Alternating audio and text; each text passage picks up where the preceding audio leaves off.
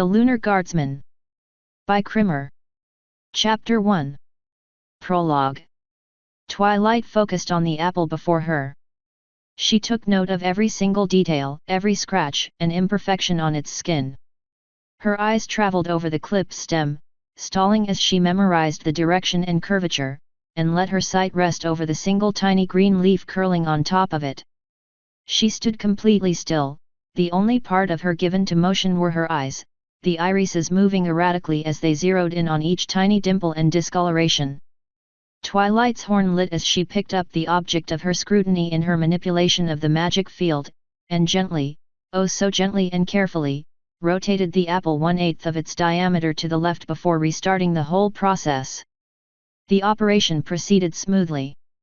It was slow going, sure, and she would have to repeat it twice over, so she could entrench in her memory the bottom and the top of the apple from their respective views. Success hinged on the meticulousness of her actions, and Twilight Sparkle, personal student of Princess Celestia and protégé extraordinaire, would not be found wanting. At least not for the 18th time in a row. She shook her head, the smallest shudder possible so as to not dislodge or blur her vision, and removed these petty distractions from her mind. Magic was calling. Success was calling. After a great unknown number of minutes, time spent being one of the unimportant aspects of her venture, she felt ready. The red, shiny apple now existed in two places at once. One was right in front of her. The other rested in her mind's eye, ready to be manipulated and mirror its changes to its material brother. She closed her eyes. Everything she needed laid right in her perfect memory.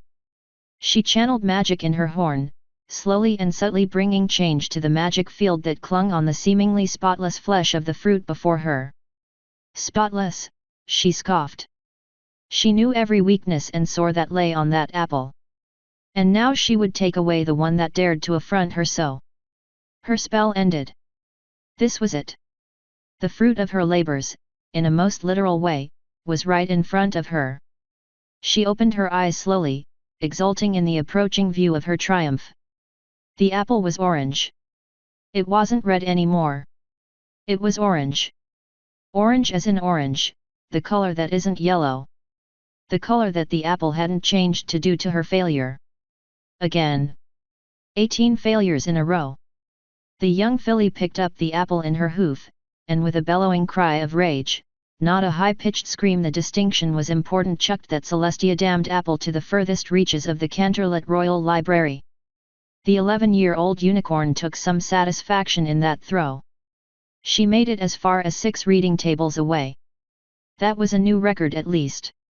Well, that one and the 18 fail, she would not think about that.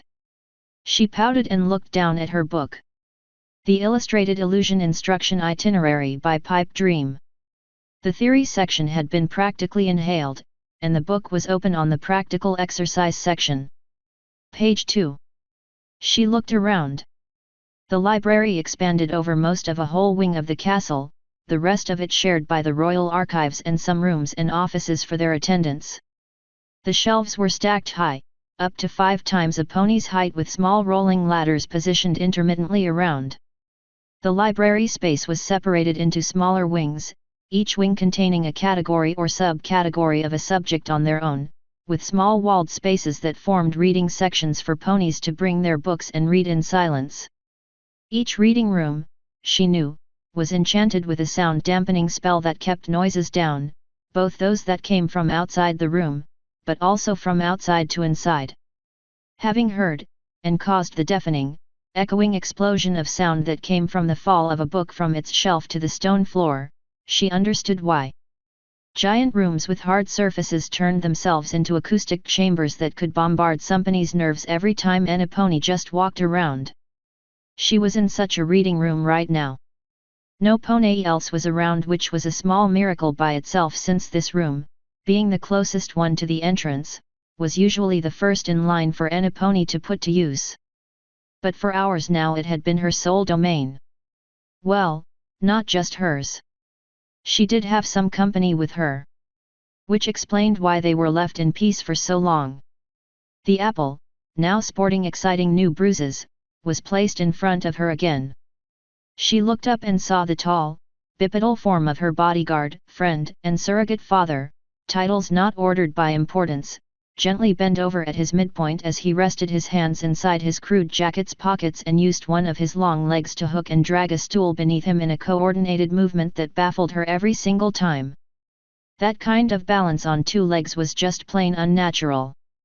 Rickdan's black eyes, smaller than any pony's, locked into hers as he examined her. "Someone is getting frustrated," he said in his broken accent. It was getting better, but the curious mix of the hard and soothing tones of his mother tongue were still there beneath it all. "Oh, no, what possibly made you think that?" she mocked. He gave no answer beyond narrowing his eyes a bit and quickly turning his head to watch as her manipulation of the field evaporated from the apple, turning it back to its natural red. "How many times have you tried this so far?" Twilight's young face frowned in defeat. 18. Her horn lit up furiously once again. "Well, I am getting it now though. Just watch." His hand whipped out and grabbed the apple before she could begin her ministrations. "I think not. You should stop." "I can't stop," she protested. The very thought filled her with indignity. She wouldn't let a stupid apple stop her from completing her homework assignment. That's what students who did not wish to be mentored by Princess Celestia any longer would do. "I have to finish my homework." He threw the apple up in the air in a straight line. As she followed the motion, he caught it again and threw it up again and again in a single-handed juggling, each time giving the apple a new rotation that nevertheless didn't affect its straight orbit upwards. "You cast the spell 18 times so far. Tell me," he asked, "did you cast the same spell the same way you did on this try as you did on your first one?" "Of course." Rickdan kept launching the apple at the air, slowly increasing the height and speed of rotation. It was starting to actually wobble a little, she noticed. He had to make small adjustments to his hand's position to catch it before it landed on the table. "I see." He furrowed his eyebrows as he thought. "So explain to me. Why did you think you would get a different result than you did on your first one?" She was mystified at this. The answer was plain after all. "Because I would cast it better. More throws." "Did you do exactly what the book told you to do the first time?" "Yes." Another question with a self-evident answer. She always did as the books said. "Exactly as the book said? Did you follow every little detail?" "I cast the spell perfectly. I am sure I did." Watching the apple was kind of relaxing actually. The spins were getting very intense and really affecting the fruit's balance. It was fascinating in its own way. "I believe you," he assented. "Now, I want you to answer this next question carefully. I am a little dumb and I might have missed something so." "You are not dumb," she said annoyed. "Well, I am at a lot of things. This might be another one of them. Now, my question." She waited. He threw the apple up one last time. He quickly brought his arm up and caught it mid-descent with a satisfying thwop sound as it made contact with his palm.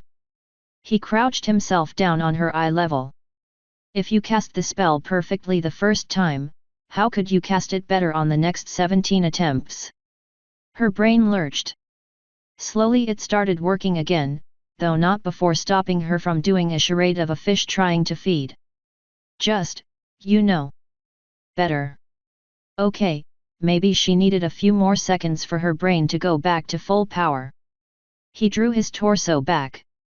"If it didn't work as it was supposed to with a perfect casting, then there is only one reason it didn't. You made a mistake." "I did not make a mistake," she protested. "I cast the spell exactly as the book instructed and the spell's composition in the book is perfectly correct. There is no mistake in the spell. You misunderstand my little one." He placated her. "I didn't mean that the spell or the book had a mistake." She puffed her chest. "Darn right there was no mistake. Books do not make mistakes. I meant that it was you who made a different mistake altogether. So that's how balloons feel when the knots untie." What? You are trying to turn the apple yellow, right? Actually, I am trying to compile the magic field that surrounds it into an selective reflective surface so that the naked eye sees a yellow coloration. The apple itself won't change at all, she explained. Ha! He pointed at her with one of his fingers, the rest of them curled into a fist. But when you do that, the apple turns orange instead. This isn't funny, she complained. I have spent hours on the same spell and I have nothing to show for it. She frowned, rubbing her face with a hoof. The repeated failures and frustration were getting to her. She could feel her eyes dampen and fought back the urge to cry. Rigdan's face turned worried and he quickly hurried off his seat. He placed himself next to her and started stroking her mane with one hand, the other lightly scratching her back at that place, right between her shoulder blades, that she could never really get on her own. I'm sorry, my little one. I didn't mean to make fun of you by laughing. I just meant that I think I know what went wrong. You do? This made zero sense. Rigdan had absolutely no magic in him. He couldn't manipulate the magical fields in any way, shape, or form. Best he could do was disrupt it with his touch. He had no idea how it felt to have magic flow through you or the sensitive pressures and was shaped under. All he had was what he had garnered from her studies as he escorted her around, mainly in magical theories. It was another one of his tricks to helping her actually that enabled him to know as much as he did without having a sense for magic. Every time she happened upon a subject that gave her trouble, he would have her give him a lecture about it. She liked that one. It made her feel like she believed Princess Celestia did when she taught her. It was a type of make-believe game that worked wonders for her understanding of the subject she would struggle with. Attempting to explain a magical theory or anything else, say history, to Rigdan would quickly either reveal her own holes in her knowledge or, even more astonishing, facets of facts she had read would connect with each other and shine through in a sudden burst of understanding. Was it any wonder then how infuriating it was that he often found answers to magic problems while unable to make use of it? Yes, I do, my little one. He hugged her close to his warm body. And guess what? I got the answer for you, all packed in your favorite form. What do you mean? She asked from her snuggly position. Rigdan didn't answer with words. Instead, he reached for a book she hadn't noticed on the table before and brought it in front of her so she could read the title. Basic Painting Techniques and Color Theory by Dry Brush. Asterisk asterisk asterisk. She felt like screaming. She couldn't believe how simple it all was once she read about color mixing. It was so stupidly simple and terrifyingly brilliant how the spell worked once she had more proper context that she could hardly hold her voice in. Too bad she was in a library.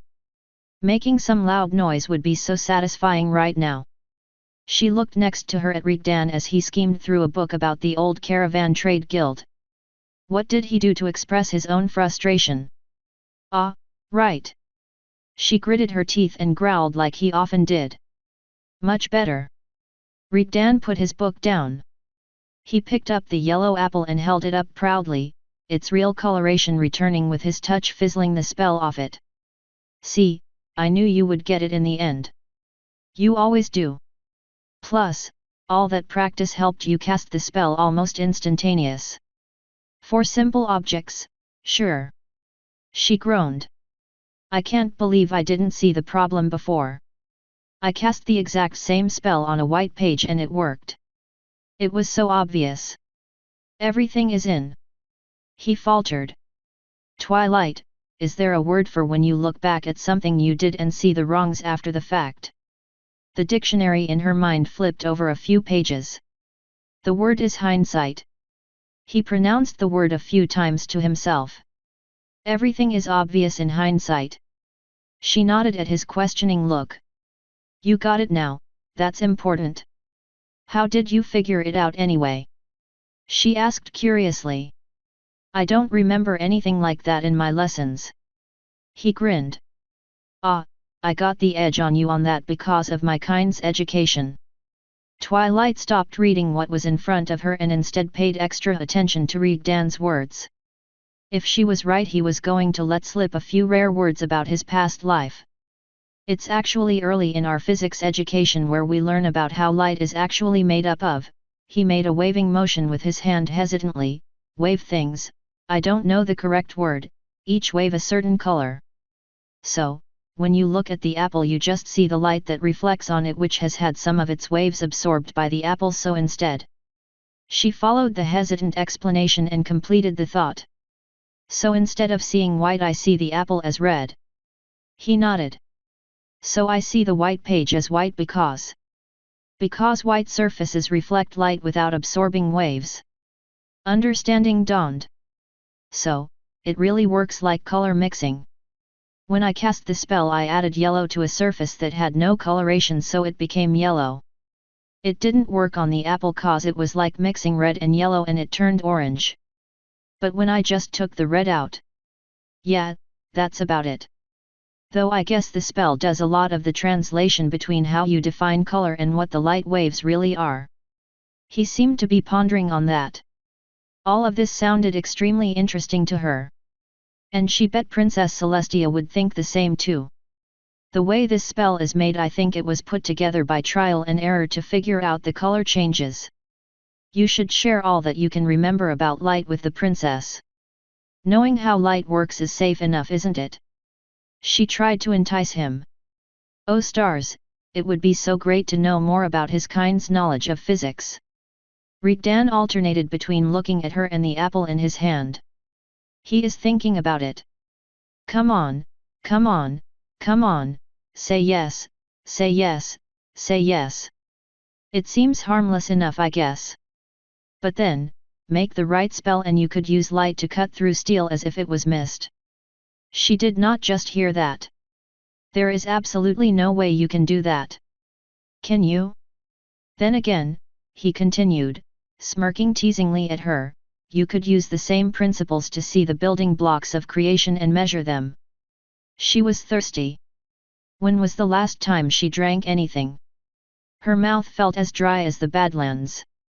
You can do that? She whispered. She was being pranked, she had to be. No, he admitted. Ha, she didn't fall for it. Twilight still felt oddly disappointed though. To be able to do that, her thoughts were interrupted when he continued, I don't know the exact science needed behind building those kind of devices. But with magic and knowing what you want to achieve? I guess you guys can make some pretty good imitations of our stuff. See the building blocks of creation and measure them. Of course his kind didn't have magic. If they did it would be unfair to the rest of the world. From the precious tidbits Twilight could get from Rigdan, his unnamed kind were on their way of becoming gods. He breathed deeply and turned back to her. I'll write some stuff down and get it to Celestia I guess, along with my notes on biology, when I am done with them. Now, homework. What's next?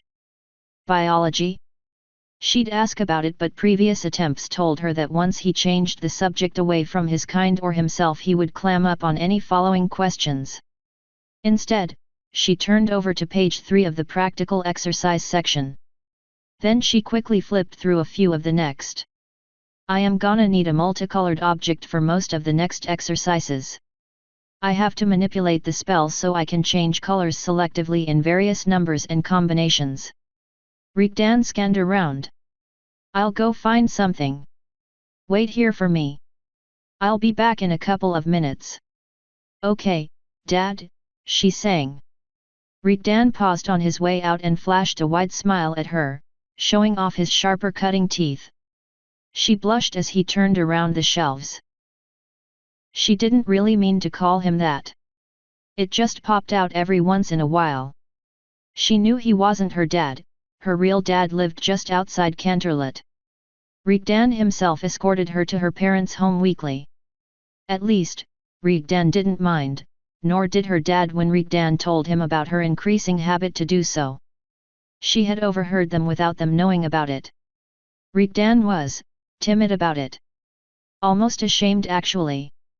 It was very jarring because he wouldn't hesitate to stand up even against Princess Celestia and make snarky comments about her size. To see him fidget and worry across her relatively tiny father was one of the weirdest sights of her young life. Her father had picked up on that very fast however and reassured him. A father's main job is to protect his foal. The way I see it, you are there every day, all day, doing my job. I think you earned the right for her to call you dad every once in a while. Just understand, we wouldn't mind seeing her here a little bit more often, It cut off some time from her studies but Rigdan made a point to bring her to her parents every chance he got for a long enough visit or even a sleepover. It made her family much happier, and even with the increased contact she had with her parents again the slip of the tongue increased in volume. Worse, she was pretty sure she called Princess Celestia Mom before she fell asleep last night. She needed to take those thoughts out of her head. She picked up the book Rigdan brought her and turned to the color theory section again. She gave off another growl for good measure. That felt really good. Aggressive and challenging. Come at me, laws of magics and science. You are no match for my brains. She spent the next minute revising the chapter, taking care to growl at every paragraph. Shameful. Twilight dropped the book as she jumped her way up towards the ceiling. She could feel her heart thumping a fast beat as if it was practicing for a new career as a drum soloist. Shaken, she looked behind her seat to see an old unicorn mare looking down at her. The sneering mare's mane was a deep pink with a few lighter and grey hairs peppering through, while her coat was a pale yellow. Twilight tried to get a glimpse at her cutie mark, but the unicorn was dressed in a long white coat that covered it. Her demeanor didn't instill a lot of hope in the young student that this would be a happy meeting, but she opted to remain courteous as she had been taught. "Excuse me, can I help you?" she asked as politely as she could. "Look at you," the unnamed mare said with contempt dripping from every syllable. "Not only do you bear with that thing's presence, you even adopt its crude mannerisms." Twilight tried to rebuke her. "His name is Rigdan, he is my friend and a name." The mare exploded, disgust in her face. "That monster is not fit to have the same dignity that is afforded to a pet. And you?" Twilight had to cross her eyes to keep the offending hoof in her sight as it was placed not a centimeter away from her muzzle. "You call it a friend? I knew there were even unicorns who could fall so low, but to see the princess' own student do so? Are you so starved for attention you cling to a thing like that? Imitate it so it will grant its approval to you." Twilight realized what this was all about. The offended mare was either a noble or part of their supporters. And one of the few things that almost every pony of Canterlot's nobility would agree on was their utter disapproval of someone not of their ranks enjoying any kind of recognition from the princess. Twilight herself was an often coveted target for their ire those last 2 years. Every move or word of hers would be misconstrued as a fault or insult towards them or the princess at every opportunity. There were only 2 things shielding her from almost all of their attempts to hurt her in any way they could conceive. The first one was Princess Celestia herself, with only the most conceited ponies even entertaining the thought to attempt anything near where Celestia could witness it. The second was Rigdan. He kept her away from their attention by simple virtue of being a much more hated target for their anger. What they saw as a beast had been offered quarters in the palace and had the attention of the Princess of the Sun seemingly on demand, joining her almost daily in her public and private activities. They harbored nothing but hate and contempt for him, and Rigdan knew it. Of course, this being Rigdan, instead of the slightest attempt to mollify them, he had decided to up the ante on his own ways. But right now? He wasn't here. And this mare was determined to bring Twilight as low as she could while she was vulnerable. Knowing what the pale yellow unicorn was trying to do wasn't offering her any ways to protect herself, however. Twilight could only stammer and tear up as the noble pony twisted every trembling word that she managed to speak through the incoming tears to plunge her daggers deeper into her. I am not wasting Celestia's time." Twilight struggled to pull the syllables out of her chest. Her accuser's eyes were wide, filled with anger and malice. "You dare evoke the princess name without her proper title? You conceited, arrogant fool! You will be cast out of Canterlot soon, mark my words." Twilight's back was forced against the table, the mare's face only inches away from her, her mouth throwing spit on her with every sentence she roared at her. "Once I notify our monarch of her students," she said with derision, remarks, "you will be lucky if she just sends you packing back to your worthless parents." Twilight did not believe her. Princess Celestia would believe her over this mare, but a part of the little filly, a part that was growing in size and filled with fear and doubt, was shouting, "What if she is right?" Twilight could do nothing to stop herself from crying while insults and condemnations were piled upon her. "Stop, please, stop!" she begged. The pink-haired demon smiled wickedly at her and made a show of looking around. "I hope you have enjoyed your short time at this library, you insolent riffraff, cause you are not seeing it again once you walk out of here." Her triumphant smile was quick to run and hide, however, when an appendage unique in the lands of Equestria landed on her right shoulder and its unbelievably strong fingers dug into her coat. "She is going to walk out of here all right. And do you know why? Because I don't want her to see why you won't be able to."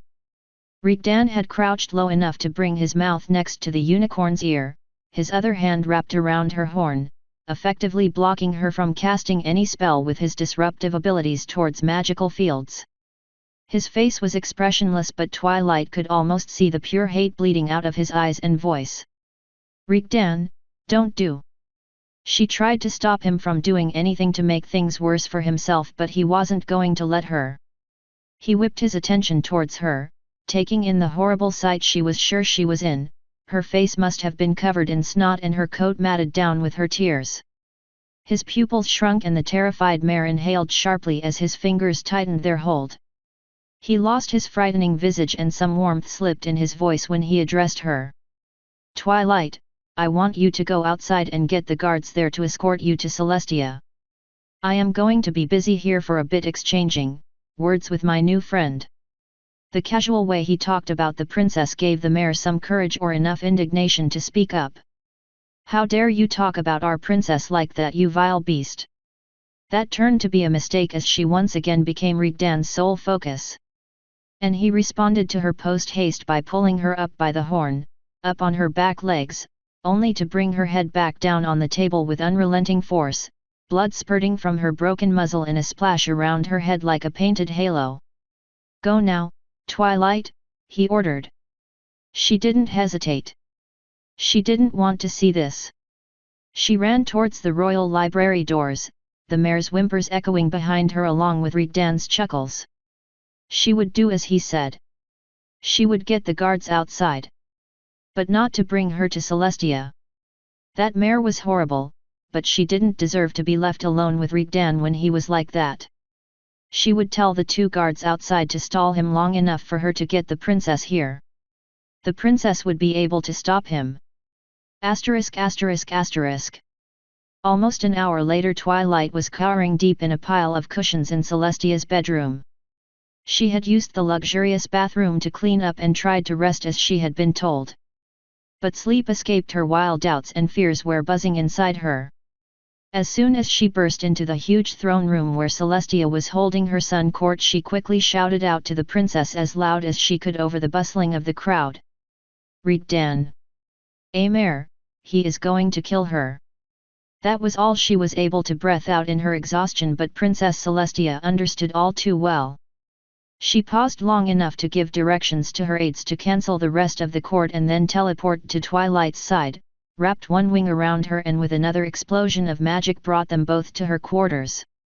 "Where is he, Twilight?" Celestia asked her calmly. "At the library, the reading section near the entrance." "Princess, he..." Celestia shushed her with a wing and nuzzled her softly. "It's all right, Twilight. Wait here and rest. I'll take care of it." And then she was gone in another teleport. She hadn't heard anything yet from either of them. The absence of news and her fears were filling her up with dread. She shouldn't have told Celestia that Rigdan was going to kill that pony. Oh, he would hurt her enough but not outright murder her. He didn't do that. Sometimes she wondered if that was because he didn't want to kill or because he wanted them hurting more.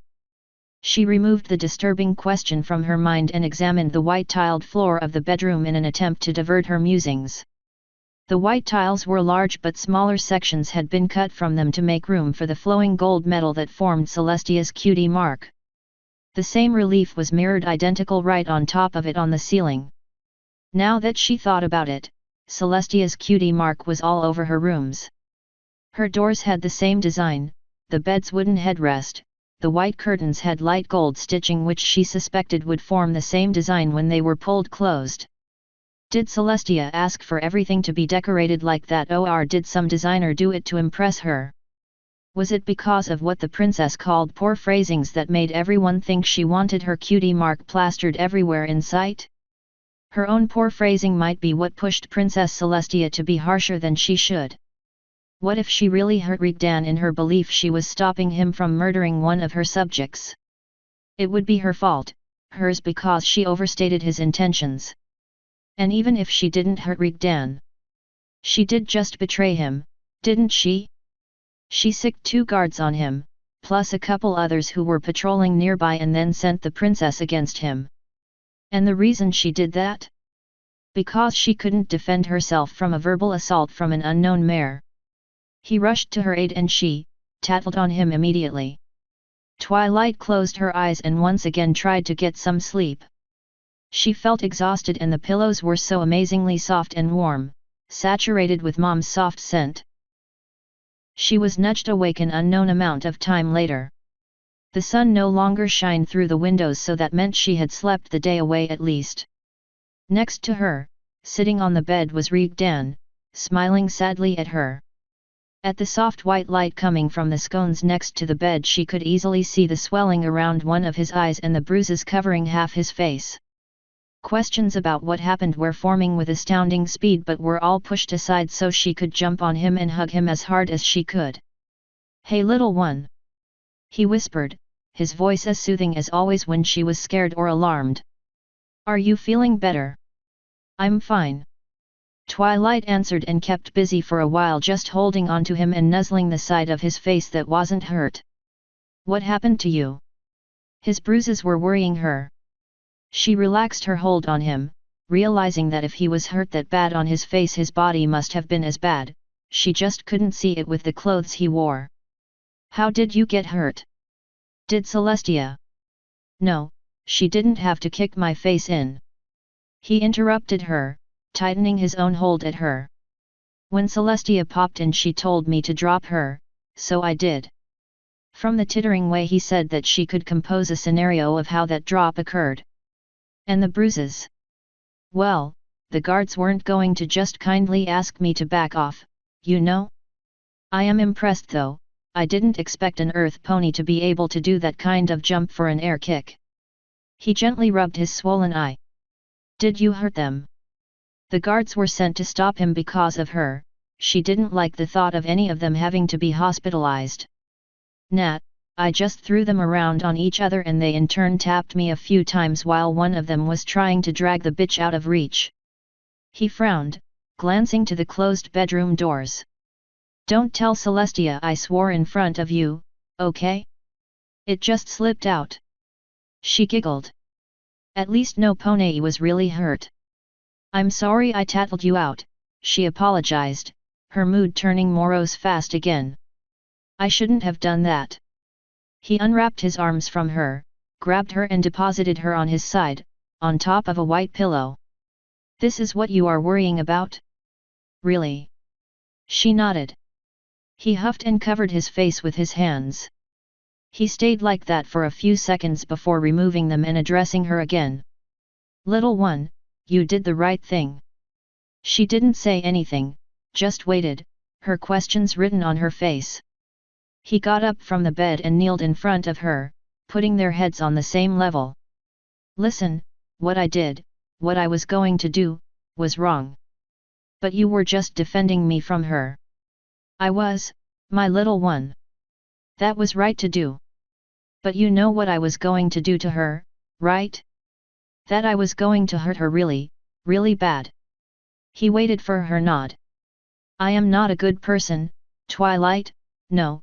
Don't try to say anything. I am good to you and a few others but that doesn't mean a lot to everyone else now, does it?" I would overdo it and she would have ended up in a hospital or worse, not because I needed to do so to protect you, but because I would enjoy hurting her too much to stop. I don't get it. You know you shouldn't do things this way. Why don't you just stop yourself? He shrugged. I can't. I don't want to. I realize I take it too far only in hindsight.